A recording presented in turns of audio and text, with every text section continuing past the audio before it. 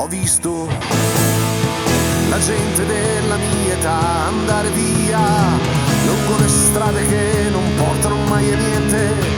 cercare il sogno che conduce alla pazzia, nella ricerca di qualcosa che non trovano nel mondo che hanno già, dentro alle notti che dal vino son bagnate,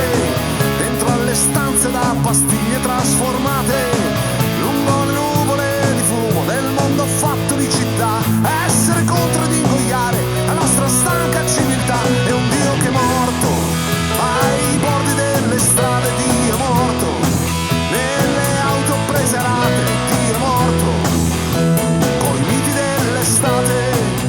Dio è morto. Mi han detto che questa mia generazione ormai non crede in ciò che è spesso mascherato con la fede, nei miti eterni della patria o dell'eroe,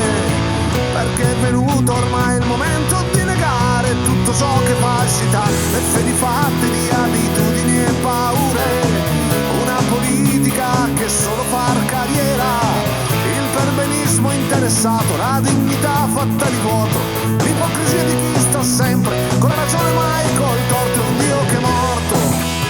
nei campi di sterminio, Dio è morto coi miti della razza, Dio è morto con gli odi di partito, Dio è morto. Ma penso che questa mia generazione preparata a un mondo nuovo, una speranza appena nata,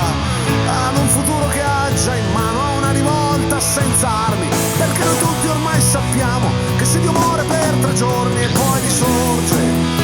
in ciò che noi crediamo Dio è risorto, in ciò che